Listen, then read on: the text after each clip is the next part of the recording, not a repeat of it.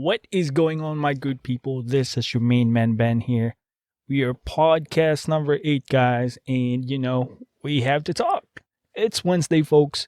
May 6th? It's amazing how far we've come after all this pandemic and all this craziness that's happening, but we're still here. Today, guys, is going to be craziness. We're going to talk about halfway across the world. I wouldn't really, blame you if you don't really get it here in America, but we're going to be talking about Abs-Cbn shutdown. So basically, Abs-Cbn is a network, shall we say, here in America, like CBS or Fox, something like that. So Abs-Cbn got shut down, and obviously it caused a lot of issues behind it because Abs-Cbn is the largest network in the Philippines. I grew up with it. I've been watching a lot of stuff in there as far as I can remember. But we're going to talk about this stuff. Hang tight.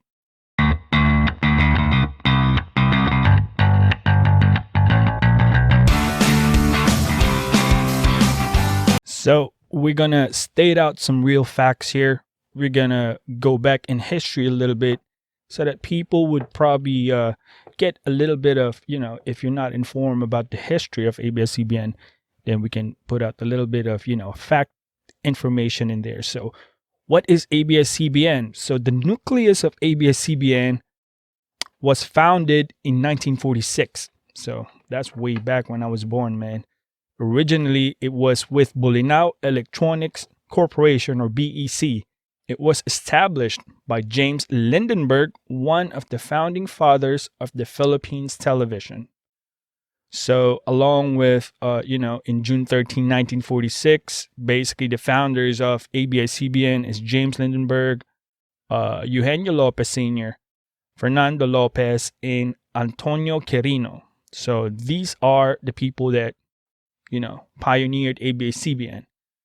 So the franchise basically expired last, when was this? March 30th, 2020. However, it will expire on May 4th because the franchise will take effect 15 days after granting the franchise. So basically, that would be the time frame in it. But we're going to go in the root of this problem right now. If the franchise expire of the largest network in a country, but then again, there's some controversy behind, the time that the current president right now, Rodrigo Duterte, has filed some kind of complaint because Abs-Cbn was, when it was election way back in the presidency in the Philippines, there was a lot of controversies regarding the network that's being biased with the other party, meaning against Duterte, and also not airing some, campaigns. It wasn't aired, although the Duterte administration or Duterte camp already paid for, ad fees and all that stuff. But apparently, Abs-Cbn did not air those things. So it boils down to all this stuff, little things. But we're going to try to dig a little bit deeper and really what happened. Okay, without drawing any flags right now, guys, I'm a Filipino, so I know some things that's happening within the country and the things that the media broadcast here in America. And most of them are really not factual. But if you step back and let us try to resolve our stuff in the Philippines, and let me explain it to you, not in a biased way, but I will be in the middle ground, okay? Let's go through back. Why did Abs-Cbn, the network, got shut down? First, the franchise was approved March 30th, 1995. So 25 years was the franchise agreed between the government. So the government, of course, regulates the granting of broadcast frequencies. And there is this group that's called NTC, which is the National Telecommunications Commission. And they control the services in the country. Now, plainly, 25 years, March 30th, 1995, That would be this year. 25 years has expired. That's one of the reasons. That's why it got shut down, because the government did not, roll again the contract. So basically they got, you know what? The government's like, we're not going to renew the franchise. Let's take this one bit at a time. So way back in the campaign, 2017, the current president right now, Rodrigo Duterte, claiming that ABS-CBN was swindling him by not airing one of his paid campaigns in the 2016 presidential elections in the Philippines. So this is just one of the things that he protested, that if we got media, and the media is the freedom of speech, the biasness of that one ad wasn't aired in the entire election campaign, although it was already paid, breaks the freedom of speech itself. So basically, ABS-CBN sided with the opposition. Let's face that. That is fact, and that is real. So let's put that in there. Now, being that the time frame, Duterte won the presidency. As a result, he denied the franchise renewal of ABS-CBN. Although they keep on appealing, they did not grant any of that renewal contract. So the NTC, or that department, ordered a cease and desist order against ABS-CBN after the franchise expired. Although that order is not limited only on, because they only the franchise expires from TV and radio stations only. Okay, so other platform like sports, ANC, Action Sports, ABS-CBN Sports and Action can still operate, but I believe you got to go through online through that platform. Now, the main problem I see in that one is that not all of Filipinos do access internet, because let's remind ourselves that this is not the first world country. This is a third world country, which a lot of people don't use cable. Or in America, Verizon, Comcast, nope. They still use radio waves and antennas to watch television for free. So a lot of people don't utilize those services online because you have to pay for subscription on that one. And that is the caveat of all this stuff, man. So once way back 1972, ABS-CBN was shut down by Ferdinand Marcos, which there was a martial law that was happening. And that was the only time it was shut down. You cannot compare that with this shutdown, though, because there's no martial law. There's pandemic, COVID-19, but this is not martial law. We looked at it as the franchise wasn't renewed. And this is not, nobody got indicted. Nobody went to the prison. Although ABS-CBN can go to the Supreme Court to, submit a ruling to reconsider it. Now, that being said, I put my 10 cents in here now. 10 days from May 5th, ABS-CBN has 10 days to respond and defend their plea on why their franchise should be renewed.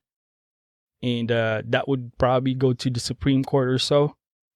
But here's how I look at this one, guys. Especially on this side of the world, in United States, or the Western Hemisphere, they portraying it as not really the fact stuff that we just talked about. They portraying it as the president's being delivering some direct attacks on the company. But that is not the case, though. We got to look at it in a legal way, in a factual way, that the franchise was already been expired. That would be the other thing, man. If I kind of not feeling it as well. I like the network. I would say it's the best in the country. But then again, this is the modern time, man. Information travels crazy fast, like, in a matter of minutes, a minute or two. Newscaster doesn't need to come over into the site. I mean, Facebook, Twitter, Instagram are there.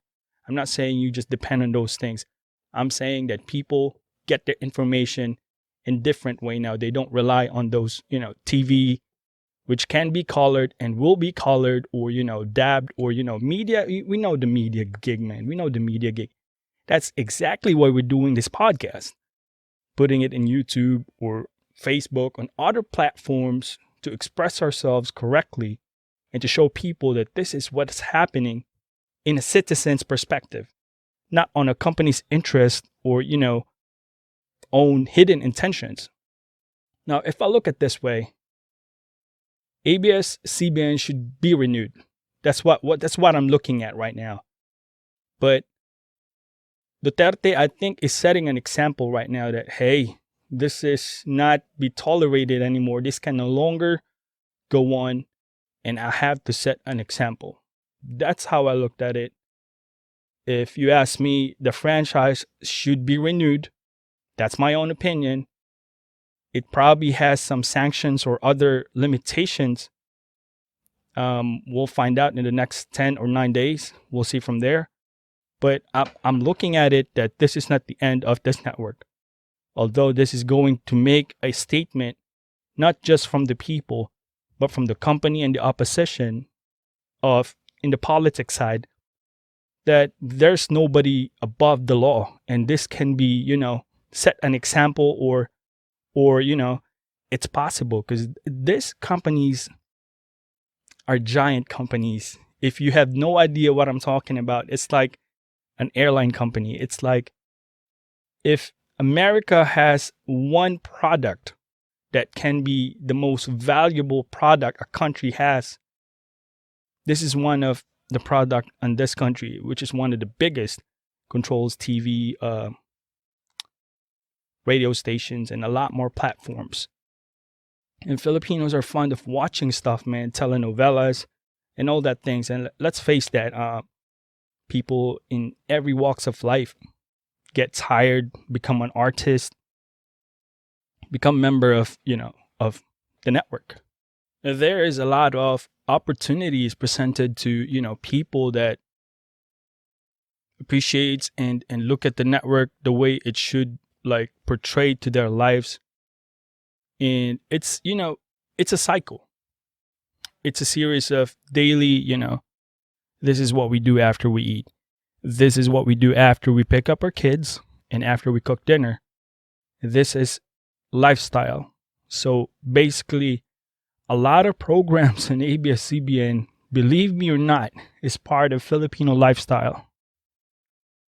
Especially in a tight community, because Philippines is packed of a lot of small families, but in a dense area. But, if there's one telenovela that's very popular, everybody would be watching, man. And I tell you that telenovelas are owned by Abs-Cbn.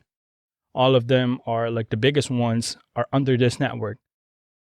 And that being said, it's not going to be airing for the next, in the modern time, or modern kids like us, 25 years is a long time before the airing stops. So it's going to be a lot of changes, and it will draw a lot of attention. But like what I said, this is not a direct attack from anyone, but this is a statement. Setting an example of what happened in the past will have a repercussion in the future. You will see the result, because this is the action Abs-Cbn took in the presidential election. This is the reaction of that, cause and effect. And I think nobody's hurting right now. There are more serious things that we are facing in a pandemic. But I do understand people are complaining about not able to watch their favorite shows. It's not the end of the world, guys. There's a lot other TV networks in there. If you're really willing and watching all those favorite shows that you got, you can still subscribe in the internet and watch it from there. And let's give it a time. This is not the end of the network, I believe. And there's 10 days. Let's pay close attention. And one more thing is that the news that they're spreading here in America is really devastating. They don't like this president at all. And I don't understand why, but that's part of politics. It's a very dirty place to be. But the people knows. The people knows. But once again, guys, hang tight, man.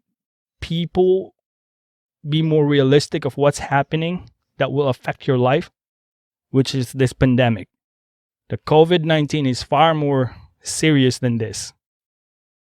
Stay safe, hunker down, and hold on tight.